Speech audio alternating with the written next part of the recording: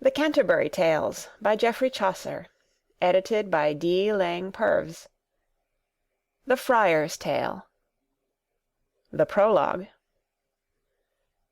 This worthy limitour, this noble Friar, he made always a manner lowering chair upon the Sompnour, but for honesty no villain word as yet to him spake he. But at the last he said unto the wife, "Dame," quoth he, "God give you right good life. Ye have here touched, also may I thee, in school matter a greate difficulty. Ye have said much a thing right well, I say. But, dame, here as we ride by the way, us needeth not but for to speak of game, and leave authorities in Godde's name, to preaching and to school eke of clergy. But if it like unto this company, I will you of a Sompnour telle game. Pardie, ye may well knowe by the name, that of a Sompnour may no good be said. I pray that none of you be evil paid. A Sompnour is a runner up and down with mandaments for fornication, and is y beat at every towne's end." Then spake our host, "Ah, sir, ye should be hend and courteous, as a man of your estate. In company we will have no debate. Tell us your tale, and let the Sompnour be." "Nay," quoth the Sompnour, "let him say by me whatso him list. When it comes to my lot, by God I shall him quieten every groat. I shall him telle what a great honour it is to be a flattering limitour. And his office I shall him tell y wis."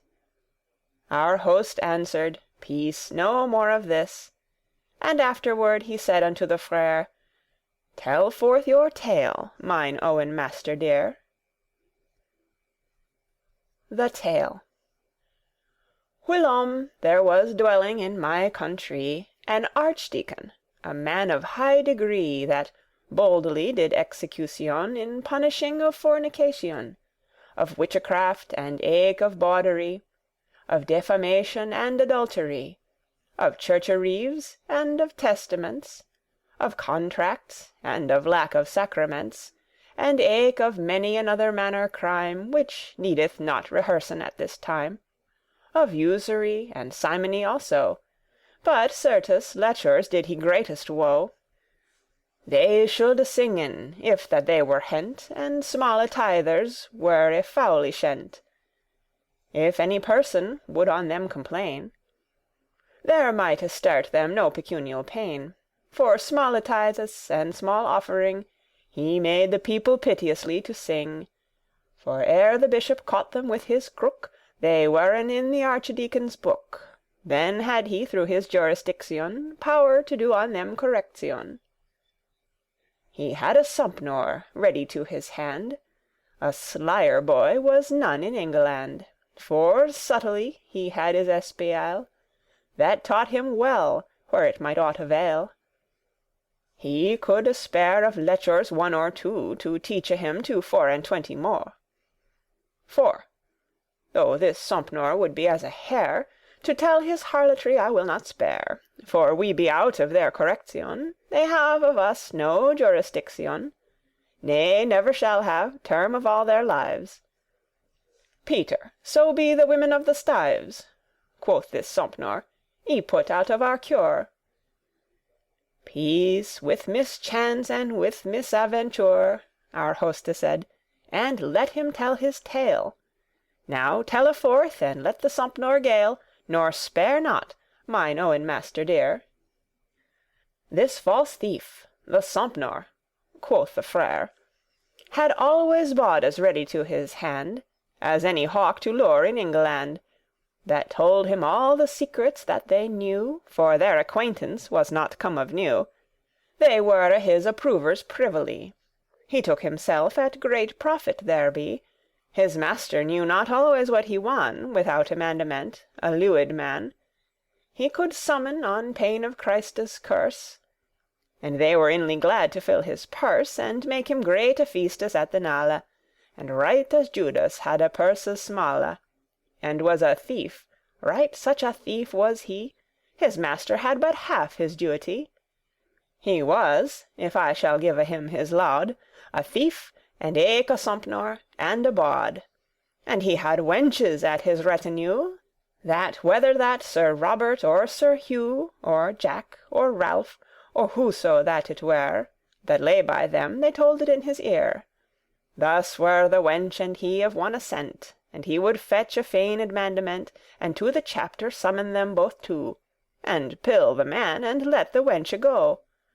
Then would he say, "Friend, I shall for thy sake do strike thee out of our letters blake.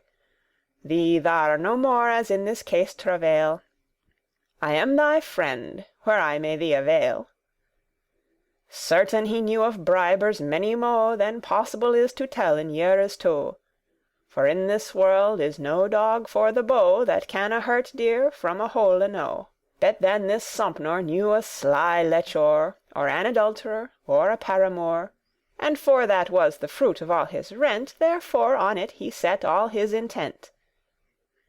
And so befell, that once upon a day, this Sompnour, waiting ever on his prey, rode forth to summon a widow, an old ribibe, feigning a cause, for he would have a bribe. And happened that he saw before him ride a gay yeoman under a forest side. A bow he bare, and arrows bright and keen. He had upon a courtepy of green, a hat upon his head with fringes black. "Sir," quoth this Sompnour, "hail and well o'ertack." "Welcome," quoth he, "and every good fellaw. Whither ridest thou under this green shaw?" Saide this yeoman, "Wilt thou far to-day?" This Sompnour answered him and saide nay. "Here faste by," quoth he, "is mine intent, to ride for to raisen up a rent, that longeth to my lorde's duety." "Ah, art thou then a bailiff?" "Yea," quoth he. He durste not, for very filth and shame, say that he was a Sompnour for the name. "Depardieu," quoth this yeoman, "leve brother, thou art a bailiff, and I am another. I am unknowen, as in this country, of thine acquaintance I will praye thee, and eke of brotherhood, if that thee list. I have gold and silver lying in my chest. If that thee hap to come unto our shire, all shall be thine, right as thou wilt desire." "Grand mercy," quoth this Sompnour, "by my faith." Each in the other's hand his trothe layeth, for to be sworn a brethren till they dey. In dalliance they ride forth and play. This Sompnour, which that was as full of jangles, as full of venom be those wariangles, and ever inquiring upon every thing, "Brother," quoth he, "where is now your dwelling, another day, if that I should you seech?" This yeoman him answered in soft speech, "Brother," quoth he, "far in the north country, where, as I hope sometime I shall thee see, ere we depart, I shall thee so well wiss, that of mine house shalt thou never miss. Now, brother," quoth this Sompnour, "I you pray, teach me, while that we ride by the way, since that ye be a bailiff as I am, some subtlety, and tell me faithfully, for mine office how that I most may win, and spare not for conscience or for sin, but as my brother tell me how do ye?" "Now by my troth, brother mine," said he, "as I shall tell to thee a faithful tale, my wages be full strait and eke full smale. My lord is hard to me and dangerous, and mine office is full laborious. And therefore by extortion I live, forsooth I take all that men will me give. Algate by sleighte or by violence, from year to year I win all my dispense. I can no better tell thee faithfully." "Now certes," quoth this Sompnour, "so fare I. I spare not to take, God it wot, but if it be too heavy or too hot. What I may get in counsel privily, no manner conscience of that have I.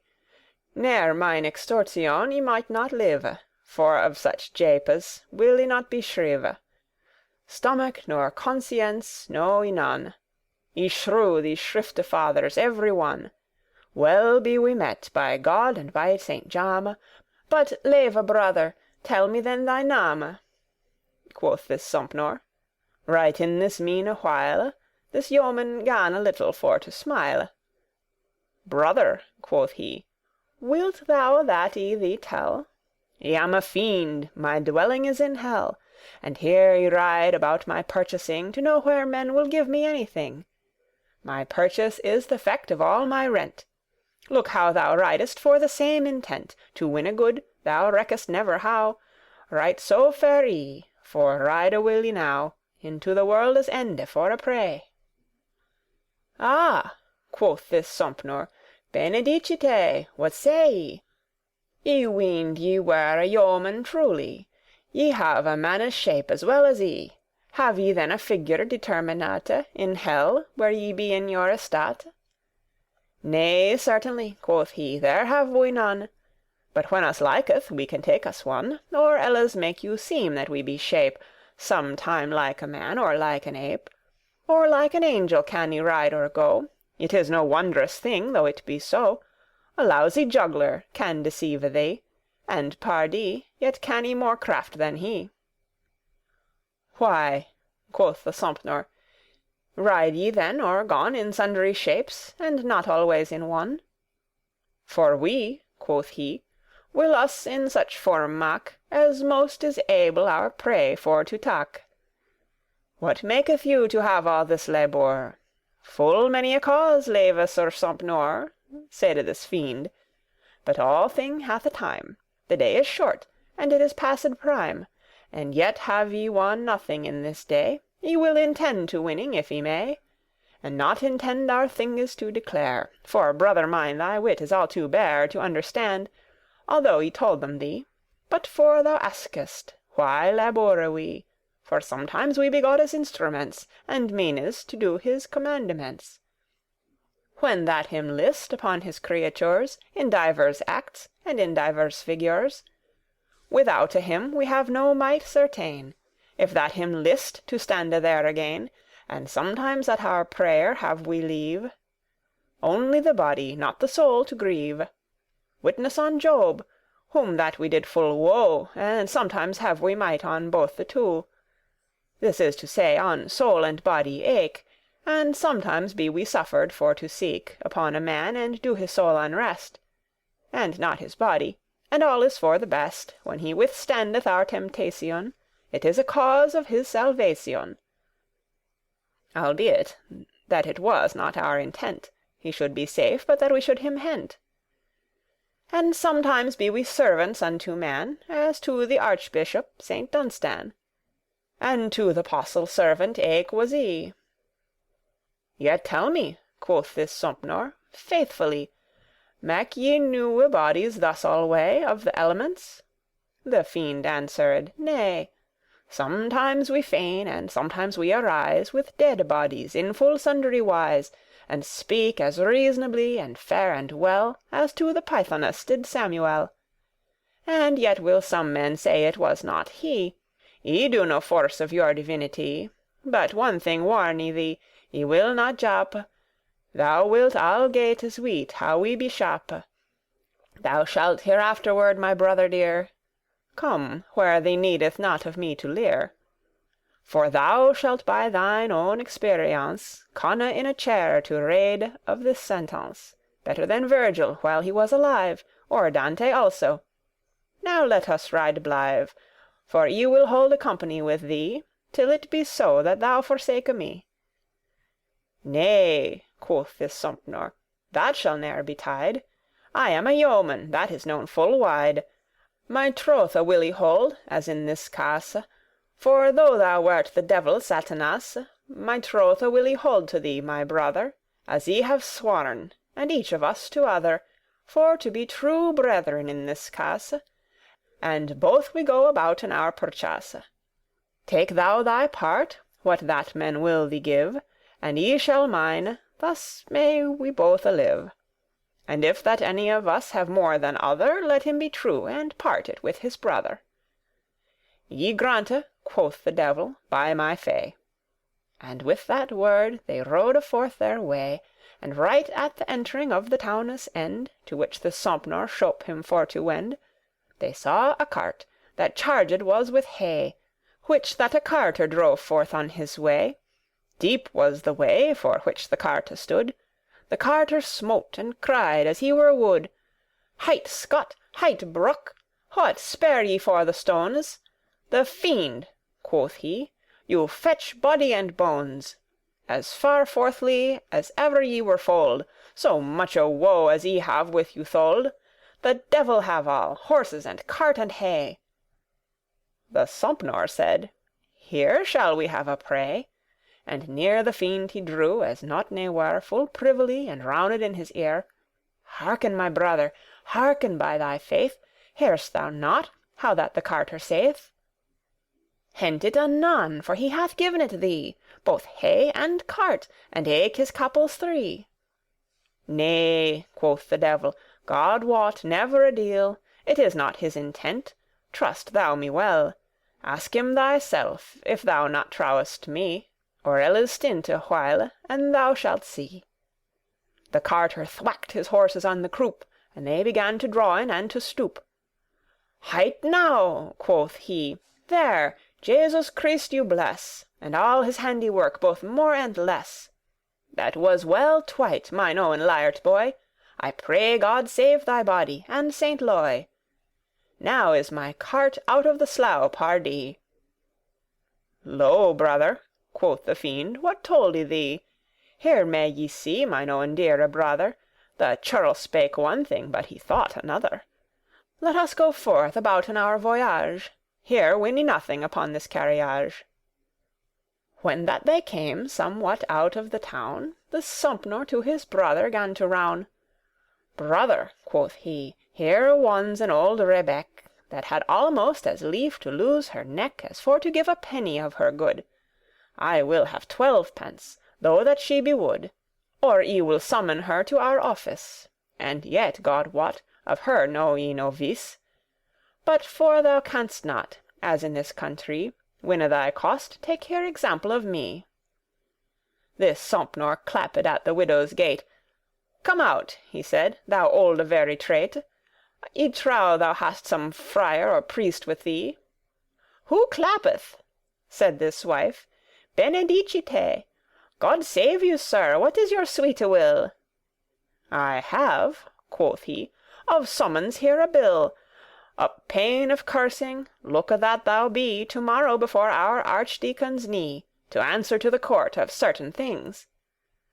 Now, Lord, quoth she, Christ Jesus, King of kings, so wisely helpe me, as I not may. I have been sick, and that full many a day. I may not go so far, quoth she, nor ride, but I be dead, so pricketh it my side. May ye not ask a libel, Sir Sompnour, and answer there by my procurator, to such thing as men would oppose me? Yes, quoth this Sompnour. Pay anon, let's see, 12 pence to me, and I will thee acquit. I shall no profit have thereby but lit. My master hath the profit, and not I. Come off, and let me ride hastily. Give me 12 pence, I may no longer tarry. 12 pence, quoth she. Now, Lady Sainte Mary, so wisely help me out of care and sin, this wide world, though that I should it win. No have I not 12 pence within my hold. I know full well that I am poor and old. Kith your alms upon me, poor wretch. Nay then, quoth he, the foule fiend me fetch, if I excuse thee, though thou shouldst be spilt. Alas, quoth she, God wot I have no guilt.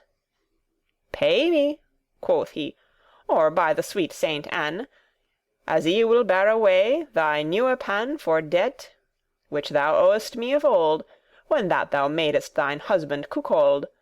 I paid at home for thy correction. Thou liest, quoth she, by my salvation. Never was I ere now, widow or wife, summoned unto your court in all my life, nor never I was, but of my body true, unto the devil rough and black of hue give I thy body, and my pan also. And when the devil heard her curse so upon her knees, he said in this mannere, Now, Mabily, mine owen mother dear, is this your will in earnest that ye say? The devil, quoth she, "so fetch him ere he dey, and pan and all. But he will him repent?"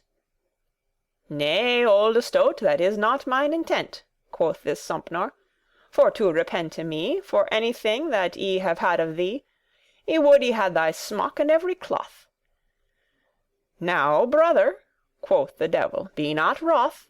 Thy body and this pan be mine by right. Thou shalt with me to helle yet to night, Where thou shalt knowen of our privity More than a master of divinity." And with that word the foule fiend him hent, Body and soul he with the devil went. Whereas the Sompnours have their heritage, And God that maked after his image Mankinde, save and guide us all and some, And let this Sompnour a good man become. "Lordings, I could have told you," quoth this Friar, "Had I had leisure for this Sompnour here, After the text of Christ and Paul and John, And of our other doctors many a one, Such paines that your heartes might agrees, Albeit so that no tongue may devise, Though that I might 1,000 winters tell The pains of thilke cursed house of hell. But for to keep us from that cursed place, Wake we, and pray we Jesus of his grace. So keep us from the tempter Satanas. Hearken this word, beware as in this case. The lion sits in his await alway, To slay the innocent, if that he may. Disposen aye your heartes to withstand The fiend that would you make thrall and bond. He may not tempt you over your might, For Christ will be your champion and your knight. And pray that this our Sompnour him repent Of his misdeeds, ere that the fiend him hent.